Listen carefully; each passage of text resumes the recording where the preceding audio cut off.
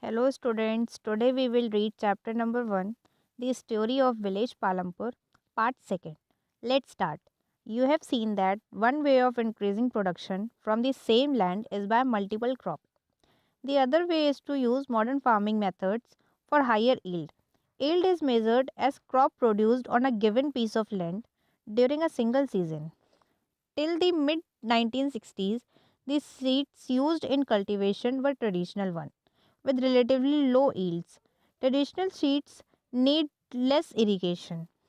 Farmers used cow dung and the other manure as fertilizers. All these were readily available with the farmers who did not have to buy them.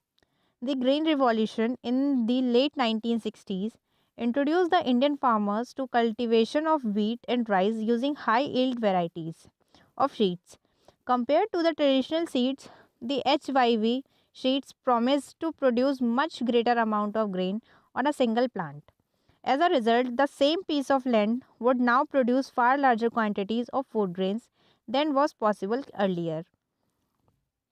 HYV seeds, however, needed plenty of water and also chemical fertilizers and pesticides to produce best results. Higher yields were possible only from a combination of HYV seeds, irrigation, chemical fertilizers, pesticides, etc. Farmers of Punjab, Haryana, and western Uttar Pradesh were the first to try out the modern farming methods in India.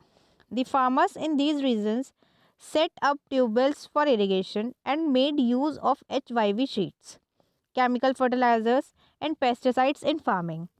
Some of them brought farm machineries like tractors and threshers, which made plugging and harvesting faster.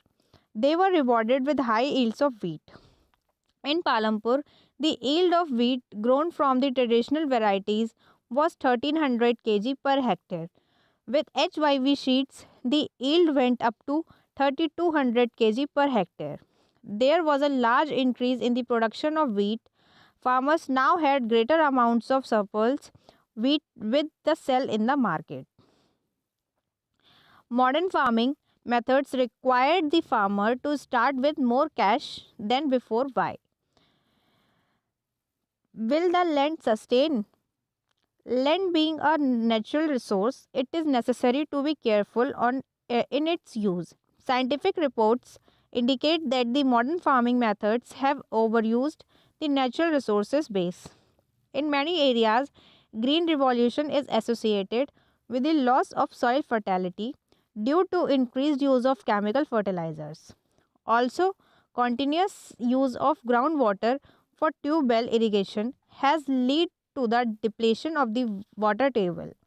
Environmental resources like soil fertility and groundwater are built up over years. When destroyed, it is very difficult to restore them. We must take care of the environment to ensure future development of agriculture. You must have realized how important land is for farming. Unfortunately, not all the people engaged in agriculture have sufficient land for cultivation. In Palampur, about one third of the 450 families are landless.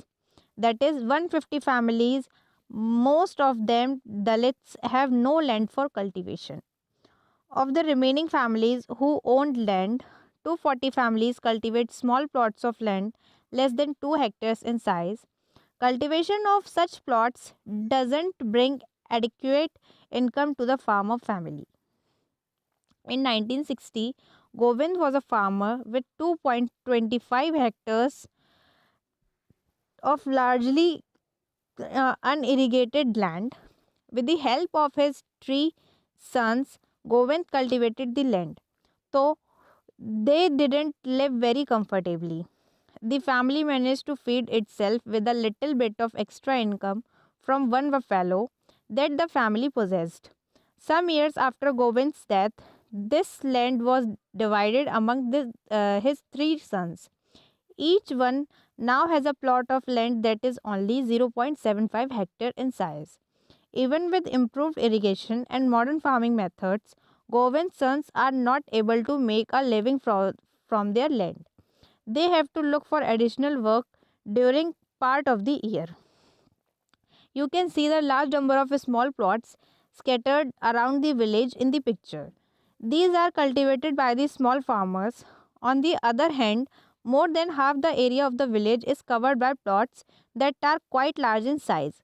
In Palampur, there are 60 families of medium and large farmers who cultivate more than 2 hectares of land.